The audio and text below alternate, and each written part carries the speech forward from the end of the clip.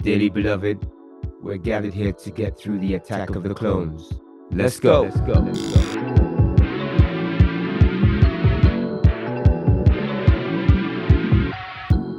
How you doing, people? We've been away for a while, but we're back. Don't think we went away. And we're back with a difference this time. Slightly different look for a kind of different type of show before we get back to regular scheduled viewing, reviewing Prince's albums.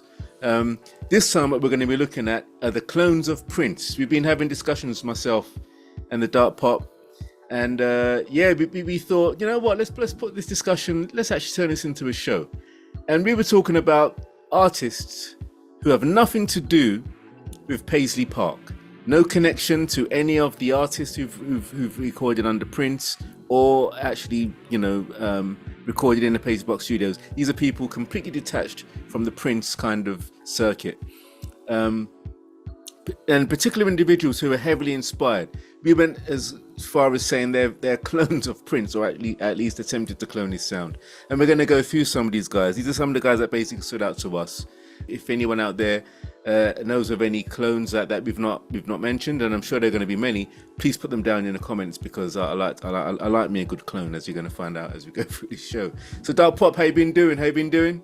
Man, it's been a minute, brother, but this is going to be an interesting show because I am not a fan of clones. We have a disagreement on this. There's only one set of clones that I do like.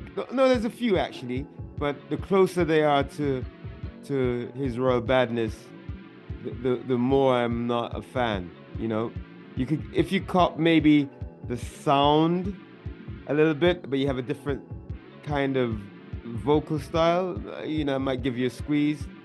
But my guy here loves even the close ones. He loves them. I sent him something the other day for a joke, and he got into it and loved it. I was like, no, you're not supposed to like this, bro. This is bad. But yeah, Justin loves that Minneapolis sound so much that he doesn't care where it comes from or who it comes from. So yeah, we disagree on some of this stuff, but it's fun anyway. Here we go with the clones of Prince. The clones.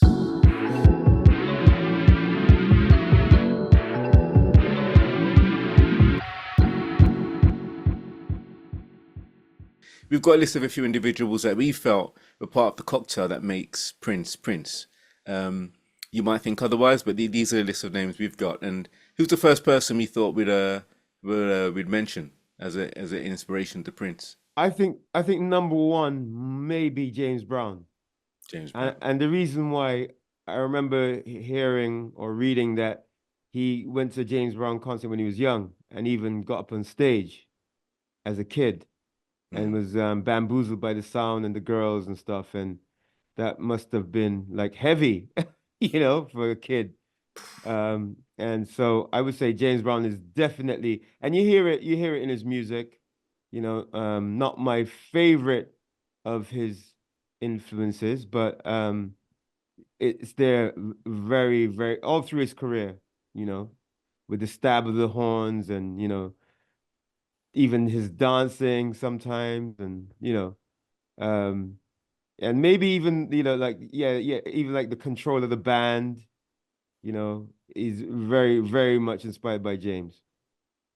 Yeah, I definitely say James Brown without a doubt. As you mentioned, that famous story of Prince being taken to see James Brown as a kid with his dad.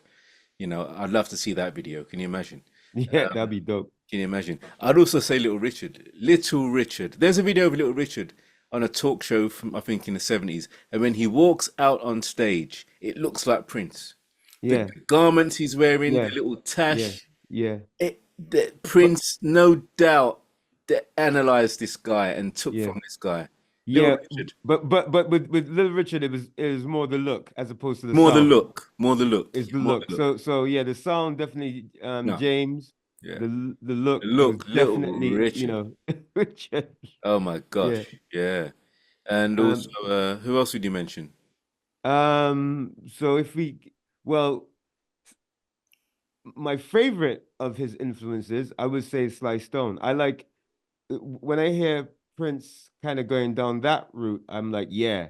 Yeah. There's a lot of Sly in Prince's music, and Absolutely. that's my favorite of when he conjures up that influence, those Yeah. influences, the Sly and the Family Stone influences. I'm like, yeah. Yeah. Um, you put me onto a track. I don't know if I should mention this, but that track, man, my one of my favorite songs of all time. If I Was Your Girlfriend. Mm. Yo, tell them what you reckon. Okay, check this out. This is something I noticed. Listening to some Sly Stone many years ago, and I noticed that the bass line to "If I Was Your Girlfriend." Listen to the bass line right now.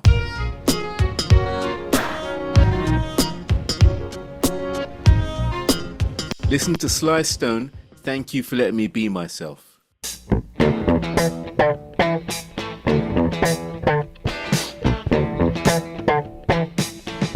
Prince took the bass line to Sly Stone's "Thank You for Letting Me Be Myself," slowed it down, and turned it into "If I Was a Girlfriend."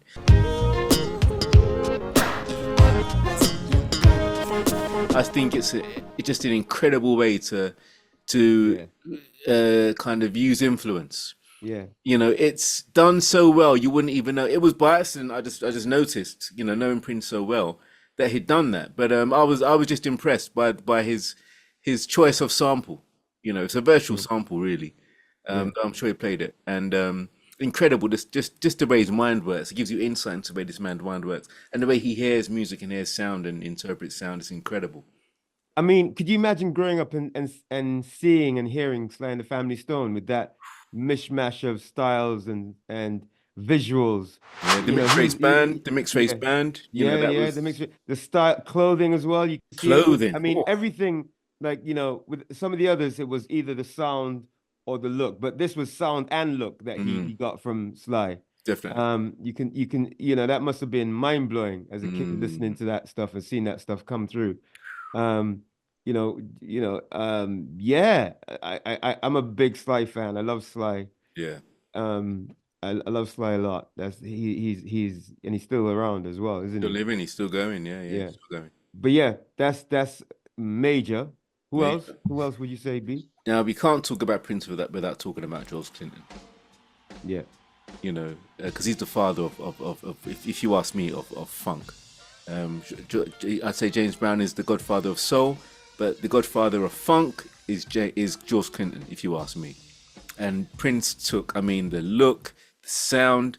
You know, if you listen to funk, they can listen to the way they handle their BVs, just their musical creativity. No doubt whatsoever, Prince was heavily influenced by that stuff. Yeah, definitely. Tear the roof off, come to tear the roof off the motherfucker. Tear the roof off the sucker. And tear the roof off, come to tear the roof off the mother sucker.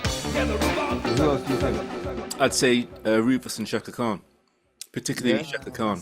Many times I've heard Prince say it himself. My inspiration, the voice of life, the one and only Shaka Khan. I will love you anyway, even if you cannot stay.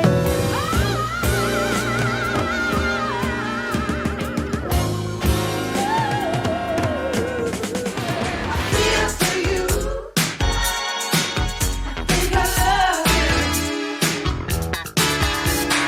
you. I always said that Rosie Gaines was Prince's attempt to get a Shaka Khan in his band. You know, her style, her look, the fact she's a multi-instrumentalist. Shaka played drums.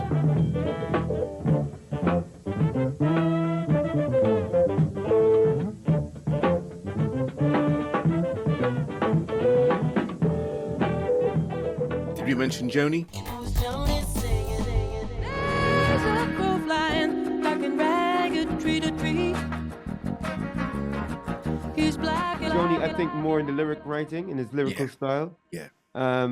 You know, I think I got into Joni Mitchell because I heard him mention Joni Mitchell. Mm. You know, and he mentions her in one of the songs as well. The ballad of Dorothy Parker. Yeah. help me, I think I'm falling. I think one other person I don't think we've mentioned is Todd Rundgren. Let's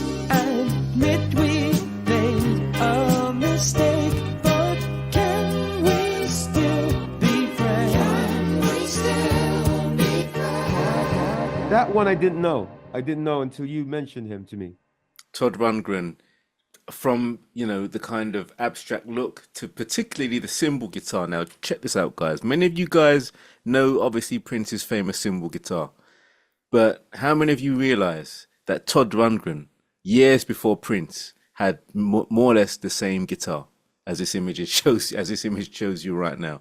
Yeah, I was shocked when I saw this. I was like, damn. Yeah, you kind of don't want to see it. You don't want to see it. It's like, no, no. Yeah. But hey, it's there, Yeah, He had that guitar custom made before Prince did. Hey, you just got to take it on the chin. And also Todd Rundgren, his vocal, particularly the way he lays his BVs, Prince took tons from that. There's a track called "Can We Still Be Friends?" And as the track progresses, you hear the BV production and just the approach. It's so Prince. Sometimes seems like we just don't care. Don't waste time feeling hurt. We've been through hell together. Multi thick layered of BVs. It really reminds me of something like For You, all the way through Prince's career. Prince is famous for the way he handles his BVs. He got a lot of that from Todd Rundgren, no doubt about it.